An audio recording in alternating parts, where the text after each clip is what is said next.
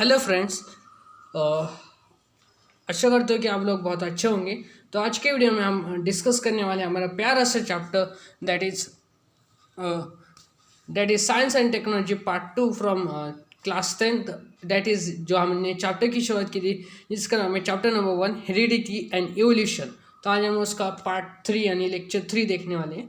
चलो, तो लेक्चर 3 में हम बात करेंगे हमारा एविडेंसेस ऑफ एवोल्यूशन।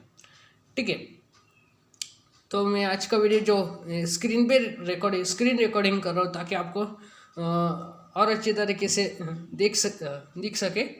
चलो स्टार्ट करते हैं।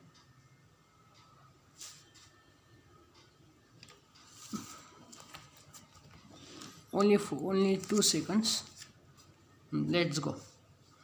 तो लेक्चर नंबर 2 आपने नहीं देखा है तो ज़रूर देखना, क्योंकि उसमें मैंने morphological evidence and anatomical evidence explain किया है। ठीक है, तो आज हम देखेंगे वेस्टिजियल ऑर्गन्स। यूजलेस, डीजनरेटेड और under develop useless organs of the organisms is called as vestigial organs. यानी जो ऑर्गन्स हमारे बॉडी में है पर यूजफुल नहीं है, सिर्फ है, उसी को हम वेस्टिजियल ऑर्गन्स कहते हैं। सच ऑर्गन्स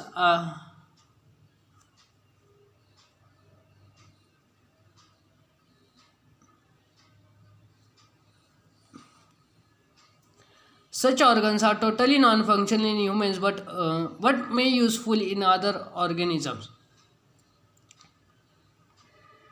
ठीक है, ऐसे ऑर्गन्स, कुछ जो ऑर्गन्स होते हैं वो हमारे ह्यूमंस में यूजफुल नहीं हुए हैं, पर वो क्या पता वो दूसरे ऑर्गेनिजम्स के इसमें यूजफुल हो सकते हैं। ठीक है,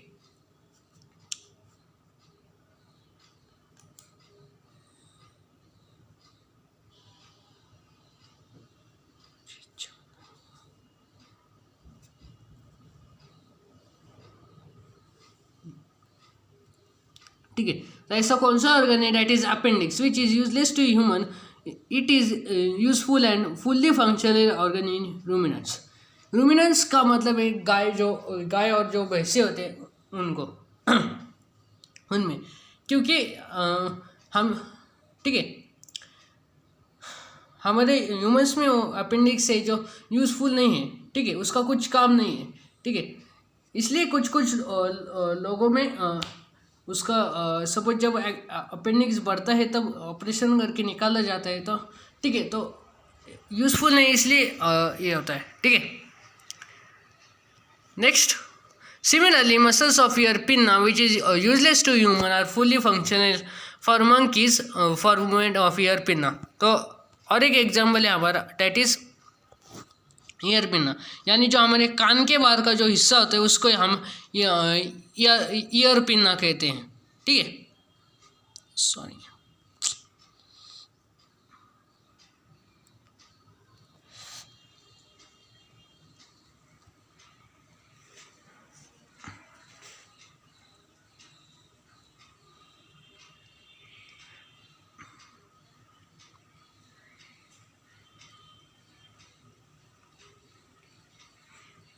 ठीक है, ये हो गया।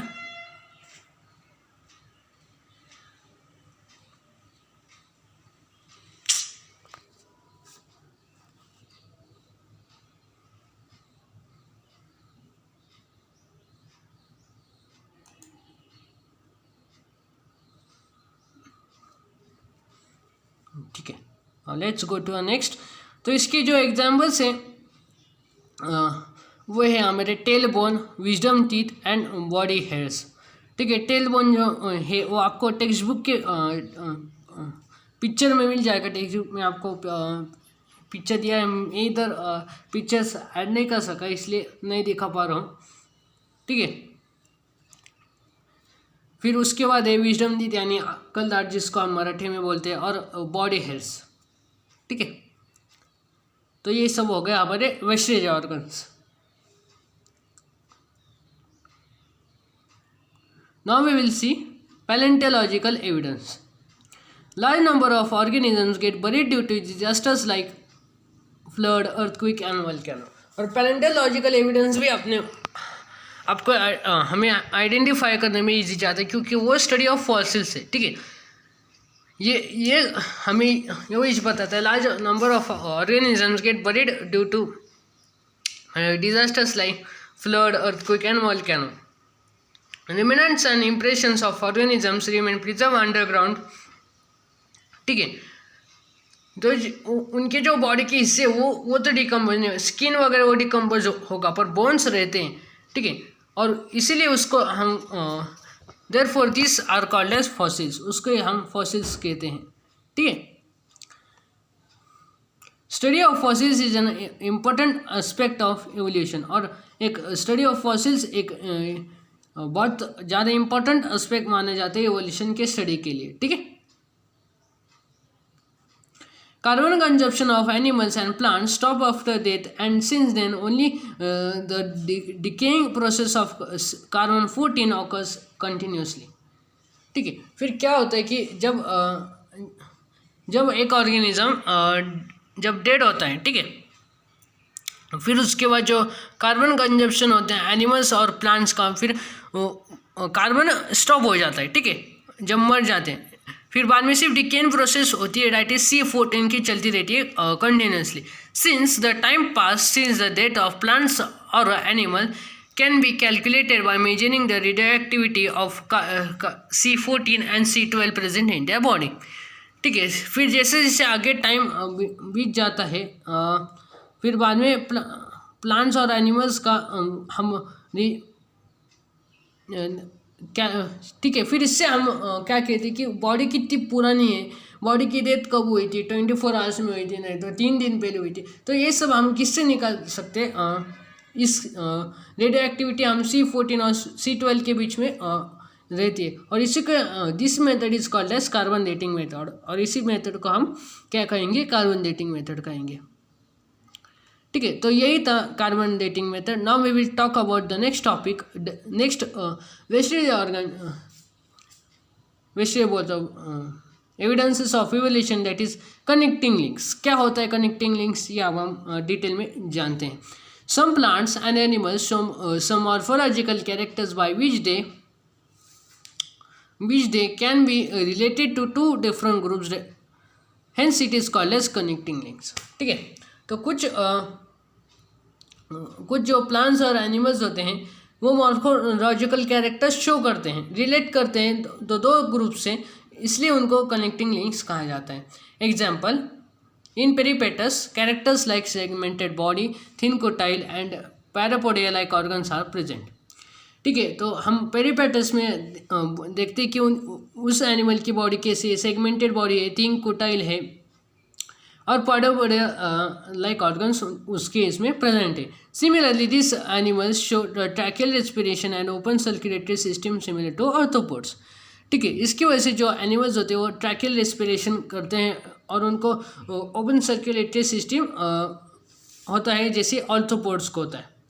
This indicates that Peripatus is connecting link between Annelida and Arthropoda, और इससे हम इंडिकेट हमें पता चलता है कि पेरिपेटस एक कनेक्टिंग लिंक है किसके, एनेलिडा और ऑर्थोपोडा के बीच में। Similarly duck bill platypus lay eggs like reptiles but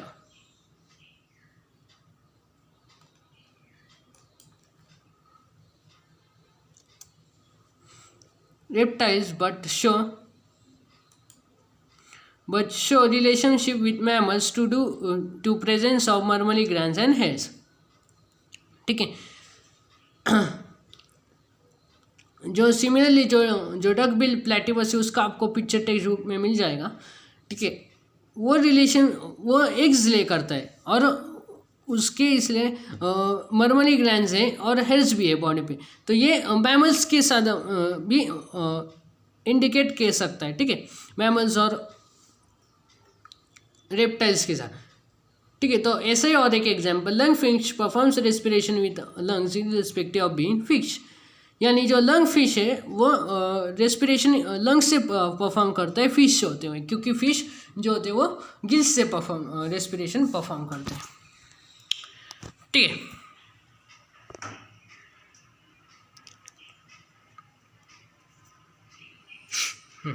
Now we will talk about our last evidence, that is embryological evidence.